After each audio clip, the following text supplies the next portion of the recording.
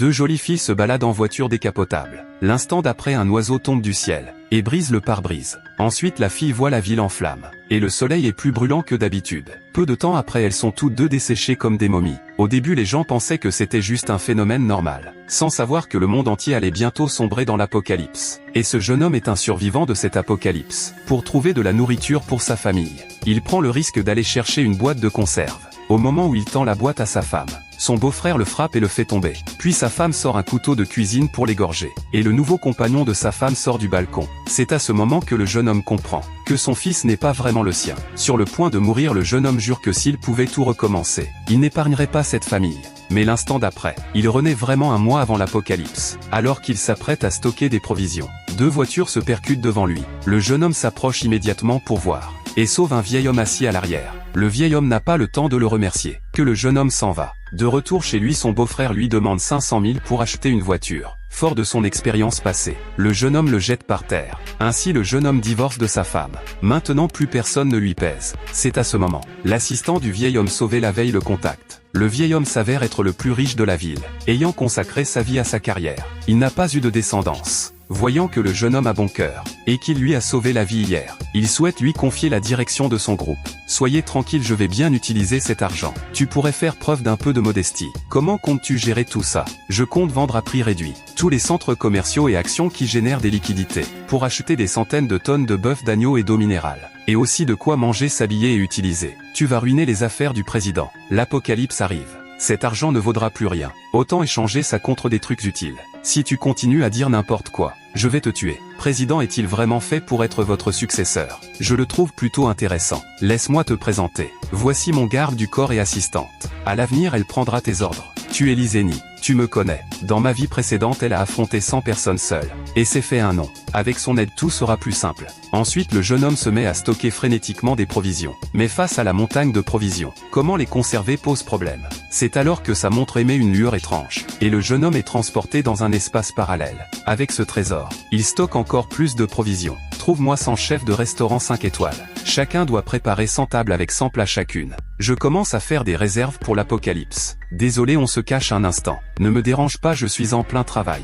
Patron, vous pouvez baisser le prix du porc de 10 centimes le kilo. Quel genre de personne négocie pour 10 centimes? C'est vous qui en achetez des dizaines de milliers de kilos. Ce n'est pas la peine de te cacher de moi. L'union de nos deux familles est déjà convenue. Sinon, je vais devoir employer la manière forte. Cousine, il est issu d'une des 4 grandes familles de la province. On ne peut pas les défier. Et alors? Je te l'ai dit 1000 fois. Un type comme toi ne m'intéresse pas. S'il te plaît, conduis. Pauvre type, bouge pas si tu oses. Je vais te défoncer cette bagnole. Attends voir. Je vais m'occuper de vous plus tard. Merci de nous avoir emmenés. Y a pas de quoi, comment on fait pour le trajet? Ma voiture est aussi endommagée. J'ai justement une voiture pas loin. Je te la donne en dédommagement. Les voitures, ça ne m'intéresse pas. Tu me donnes l'équivalent en porc et en choux. Vraiment un pauvre qui n'a jamais vu d'argent. Du porc et des choux, il ne pense qu'à manger. Quand l'apocalypse sera là, tu verras comme la nourriture sera précieuse. Je trouve ce monsieur plutôt intéressant. Une fois converti, livre-le à cette adresse. D'accord, et j'aimerais me lier d'amitié. Pour qu'on se revoie. J'ai de l'eau et de la nourriture. C'était toi qui m'as sauvé la vie dans mon ancienne vie. Espèce de vicieux haut de ta main. Je vous ai entendu parler.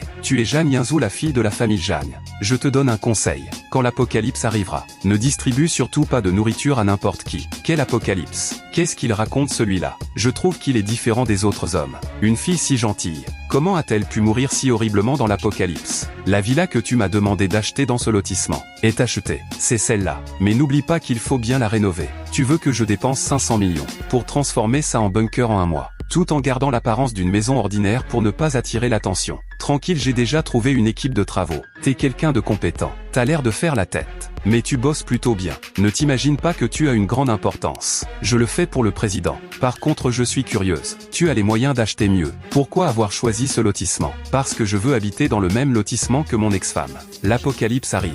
Je veux voir de mes yeux votre calvaire. La villa a été rénovée selon tes instructions. J'ai investi 5 milliards. Les badges secrets sont-ils prêts? Oui, mais pourquoi faire ça? Acheter de l'or serait plus utile.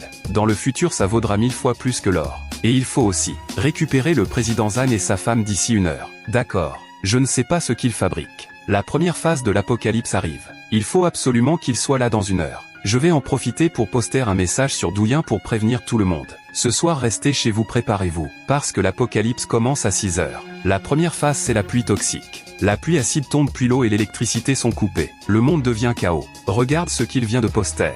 C'est pas ton ex-mari. Il se prend pour un sauveur sur les réseaux mais c'est juste un pauvre type. Je vais le filmer et le poster pour le démasquer. Je te conseille de ne pas m'énerver. Ce pauvre type depuis son divorce avec moi. Aucune femme n'en a voulu. Il devient de plus en plus fou. Qui a dit qu'aucune femme n'en voulait? L'héritière de la riche famille Jeanne. Mon homme, comment osez-vous le toucher? Merci de l'avoir épargné. Il est bien plus remarquable que toi, c'est toi qui n'es pas à sa hauteur. Mademoiselle, vous vous faites avoir. Ce type est un pauvre. Après le divorce, on l'a mis à la porte. Il n'a même pas de logement. C'est une coïncidence, je viens d'acheter la plus grande villa de ce lotissement. Arrête de te vanter. On sait tous que c'est l'héritier du président Zhang qui l'a acheté. Quel rapport avec toi? Comment sais-tu que ce n'est pas moi? Si tu es l'héritier du plus riche, je me sers de ma tête comme ballon. Vous n'y croyez pas. Dégagez. Aujourd'hui je vais te tuer. L'assistant du président Zhang.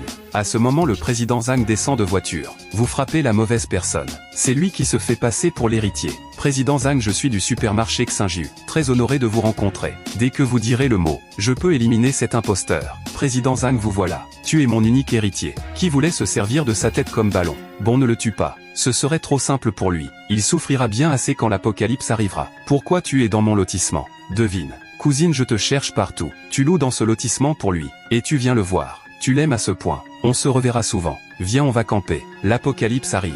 Ne sortez pas. Stockez vite de quoi manger et boire et restez chez vous. Cousine, comment peux-tu aimer ce genre de type? Je te crois. Rentre vite. Allez, on rentre. Mère, tu es là. Pourquoi tu m'as fait venir si vite? Mère, tu es ma seule famille maintenant. Pour l'apocalypse à venir, je prendrai soin de toi. Ça va mieux, long. Bois un peu. Serait de beau-frère, j'ai appris. Les entreprises et les actions du plus riche ont toutes été vendues. Tout le monde dit qu'il a fait faillite et qu'il a des dettes. Il a sûrement hérité d'une coquille vide. Le président Zhang l'a piégé pour qu'il devienne le débiteur. Ce type fait son malin. La première phase de pluie toxique arrive.